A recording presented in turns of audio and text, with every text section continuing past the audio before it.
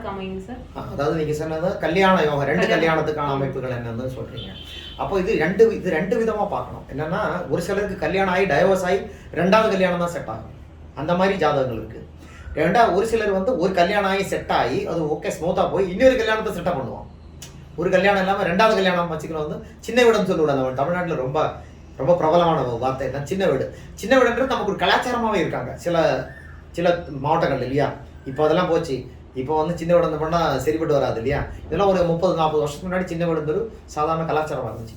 ஆனால் அதுக்கு ஒரு ஜாதக அமைப்பு இருக்குது. உதாரணத்துக்கு இந்த ஜாதகத்தை பார்க்கணும்னா ஆண்கள் ஜாதகத்தில் கலத்திரக்காரனோட சுக்கிரனோட யார் கனெக்டாக இருக்குன்னு பார்க்கணும். சுக்கிரனோட செவ்வாய் கனெக்டாக இருந்தாலும் அது 2வது கல்யாணத்தை குறியீடு. சுக்கிரனோட ராகு கரெக்டாக இருந்தால் அது 2வது திருமணத்துக்கான குறியீடு. சுக்கிரனோட செவ்வாய் சம்மந்தப்பட்டாலும் வரும். சுக்கிரனோடு இனி ஒரு கிரகம், இரு கிரகமான புதன் இருக்கு இல்லையா, அந்த புதன் சம்பந்தப்படாத அந்த 2 திருமணத்தை குறியீடு தான். இது வந்து பாவ கிரகங்களோட சம்பந்தப்படா இருந்தால் 2 கல்யாணம் பண்ணி ஸ்மூத்தாக வாழலாம். பெண்களுக்கு எடுத்து பார்த்தா குருவும் சந்திரனும் சேர்ந்தாலும் 2 கல்யாணத்துக்கான வாய்ப்புகள் அமையும். இதெல்லாம் ப்ரோக்ராம்டு தான். ஜாதகன்றது ப்ரோக்ராம்.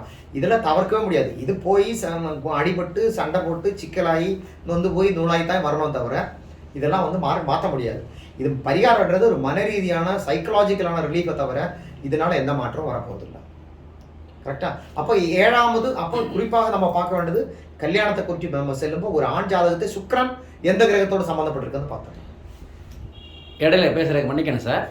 ஒருவேளை இந்த நீங்கள் ஒரு ஜாதகத்தை பார்க்கும் போதே ஒரு ஜோதிடருக்கு தெரிஞ்சு போயிடும் இந்த ஜாதகருக்கு 2 கல்யாணம் நடக்கும் அப்படின்ட்டு. அப்படி இருக்கும்போது இதை தடுக்க முடியுமா அல்லது நடக்காமல் இருக்கிறதுக்கு என்ன செய்யலாம்? ஒன்றும் பண்ண முடியாது. இப்போ நீ கேள்வி என்ன தெரியுமா, நம்ம ஒரு யானை போயிட்டு இருக்கு, மழை பெஞ்சா என்ன பண்ணுவோம்? யானை பப்ளிக் போயிட்டு இருக்கு ரோட்ல, மழை பெய்யுது பயங்கரமா, என்ன பண்ணுவோம்? யானை மழை தானேத்தான் செய்யும், வேற வழி இல்லை, எங்கே ஒதுங்க முடியாது. அதே மாதிரி தான் இந்த மாதிரி வந்தால் நம்ம இன்டைரக்டாக சொல்லுவோம், பார்த்தெல்லாம் நடந்துங்க.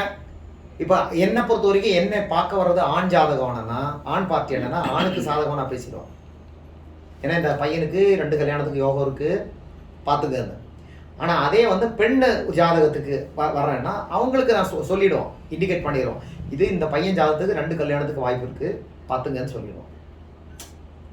இதுதான் நம்மளால இதான் பண்ண முடியும். தடுக்கவோ தவிர்க்கவோ முடியாது. இது ரியாலிட்டி. கரெக்டா? அதில் எந்த குழப்பம் இல்லையா? இவங்க சொல்றது இந்த பரிகாரம் பண்ணி கரெக்ட் பண்ணிக்கலாம், தாயத்து பண்ணி தகுடு பண்ணி இந்த இதெல்லாம் பண்ணிக்கலான்றதெல்லாம் ஒரு சைக்கலாஜிக்கலான அவங்கள வந்து மனசமாதானப்படுத்தி விடுறதுக்கு தான் இதெல்லாம் பண்ணுறது. சிலருக்கு வந்து அது என்ன சொல்லல, அது சரிப்படுற மாதிரி தோணும். ஆனால் அது சிக்கல் கண்டிப்பாக அவங்கள காத்திருக்கும், சந்தேகமே கிடைக்கும். சரிங்க சார். இப்போது என்ன பண்ணுறாங்கன்னா வாழை மரத்து தாலி கட்டினா 2 தரம் யோகம் குறைஞ்ச போயின்னு சொல்கிறாங்களே, அது உண்மையா சார்? அதெல்லாம் ஒன்றும் கிடையாது. அப்புறம் கழுதைக்கு தாலி கட்டினாலும் குறைஞ்சிரும்னு சொல்லுவாங்க.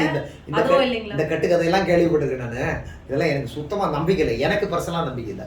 அதாவது ஒரு ஜாதகம், ஒரு 9 கிரகம் 27 நட்சத்திரம் 12 ராசி, கரெக்டாக? இதுதான் ஜோதிடத்தோட மையப்புள்ளி. இதுக்குள்ள விளையாட்டு தான் இது விளையாடுறோம். இதில் வந்து வேற எந்த நூல்களும் ஆதி காலத்தில் எந்த பிருகோ வராகவரோ ஆரியபட்டரோ யாருமே வந்து இதுக்கான பரிகாரங்களை சொல்லவே இல்லை. பரிகாரம் எல்லாம் எனக்கு தெரிஞ்சு ஒரு ஒரு ஒரு 300-400 வருடங்களுக்கு முன்னாடி தான் உருவாயிருக்கு தவிர தெரிய. நம்ம ரொம்ப ஆழமாக சங்க காலத்துலேருந்து ரொம்ப முன்னாடி போனால் பரிகாரத்தை பற்றியெல்லாம் எங்கேயுமே பேசலை, யாருமே பேசலை. அவன் என்ன சொல்லுவாங்க, நல்ல காரியங்கள் ஆரம்பிக்கிறதுக்கு சில நேரங்கள் தவிர்ப்போம். இப்போ அஷ்டமி திதி, இந்த சில திதிகள் எல்லாம் இருக்கு இல்லையா, அந்த திதிகள் எல்லாம் தவிர்க்கும். இந்த திதிகளெல்லாம் வந்தால் தேவையில்லாமல் தடைகள் ஏற்படும் அப்படின்னு தவிர்க்கும்.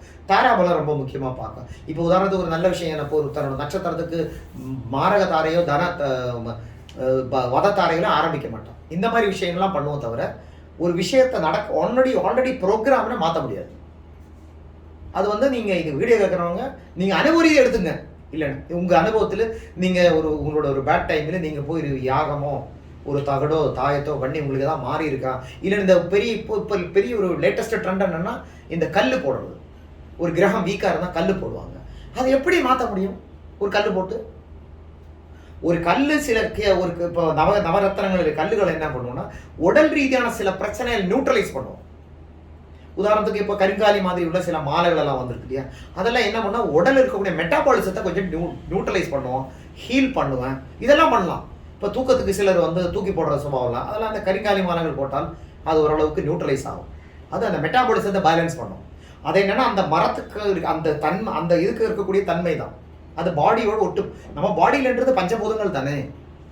அப்போ அது கல்லும் அது பாடியை நியூட்ரலைஸ் பண்ணக்கூடிய பாடியில் இருக்கக்கூடிய சில விஷயங்களை பேலன்ஸ் பண்ணுவான், லெவல் பிளே ஆகும். அவ்வளோதான் பண்ண முடியும். அதனால தான் இந்த பஞ்சலோகத்தில் போடுறது இல்லையா, அது கூட அதுக்குள்ளே வரும். இந்த பஞ்சலோகம் போட்டால் சிலருக்கு வந்து பாடி அந்த மெட்டாபாலிசத்தில் லெவல் பிளே பண்ணுறது தான் இது எல்லாமே. இது எல்லாம் ஆதிகாலத்தில் கண்டுபிடிச்சதே இதுக்கு தான். இப்போ தங்கம் போட்டால் சிலருக்கு வந்து ஒரு பாடி வந்து லெவல் பிளே ஆகும். வெள்ளி போட்டால் ஒரு சிலருக்கு வந்து பித்தளை போட்டால், சிலருக்கு வந்து பஞ்சலோகம் ரொம்ப சிறப்பாக இருக்கும். பஞ்சலோகம் பொதுவாக எல்லாருக்குமே ஆகிடும், நியூட்ரல் ஆகிடும். ஸோ இது வந்து இதெல்லாமே வந்து பாடி சம்மந்தப்பட்ட விஷயங்கள். பாடியில் இருக்கணும் ஆற்றலை வந்து லெவல் பிளே பண்ணுறதுக்கு தான் எல்லாம் யூஸ் பண்ணுறோம். மற்றபடி நம்ம விதியோ ஜாதக அமைப்புகளோ கிரக அமைப்புகளோ மாற்ற முடியாது. இதுதான் என்னோட தாழ்மையான கருத்து. Thank you sir. ஓகே.